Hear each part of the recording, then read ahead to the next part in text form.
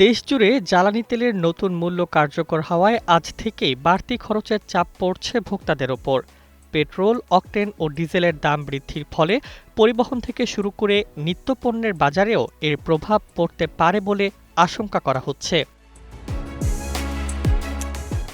সরকারের পক্ষ থেকে জানানো হয়েছে, আন্তর্জাতিক বাজারে জ্বালানি তেলের দামের ওঠানামা এবং অর্থনৈতিক বাস্তবতা বিবেচনায় এই মূল্য সমন্বয় করা হয়েছে। সংশ্লিষ্টরা বলছেন, বৈশ্বিক বাজারের সঙ্গে সামঞ্জস্য রাখতে এবং ভর্তুকির চাপ কমাতেই এই সিদ্ধান্ত নিতে হয়েছে। বিশ্লেষকরা বলছেন, আন্তর্জাতিক আর্থিক প্রতিষ্ঠানগুলোর শর্ত পূরণ এবং জ্বালানি খাতে দীর্ঘমেয়াদী স্থিতিশীলতা নিশ্চিত করাও এই সিদ্ধান্তের অন্যতম কারণ। বিশেষ করে বৈদেশিক মুদ্রার চাপ ও আমদানি ব্যয় বেড়ে যাওয়ায় সরকারকে মূল্য সমন্বয়ের পথে হাঁটতে হয়েছে। এদিকে জ্বালানি তেলের দাম বৃদ্ধির সিদ্ধান্তকে স্বাগত জানিয়েছে পরিবহন মালিক সমিতি। তাদের মতে, দীর্ঘদিন ধরে লোকসানের মুখে থাকা খাতটিকে টিকিয়ে রাখতে এই মূল্য সমন্বয় জরুরি ছিল।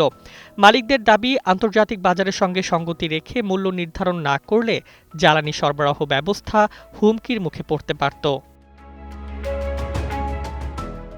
পর্যবেক্ষকরা বলছেন, এই মূল্যবৃদ্ধি স্বল্পমেয়াদে ভোক্তাদের ওপর চাপ বাড়ালেও দীর্ঘমেয়াদে সরবরাহ স্বাভাবিক রাখতে সহায়ক হতে পারে। তবে এর প্রভাব যাতে নিত্যপণ্যের বাজারে অতিরিক্ত চাপ সৃষ্টি না করে, সেজন্য সরকারের নিয়মিত মনিটরিং জরুরি বলে মত তাদের। অন্যদিকে সাধারণ ভোক্তারা ইতোমধ্যেই বাড়তি খরচ নিয়ে উদ্বেগ প্রকাশ করেছেন।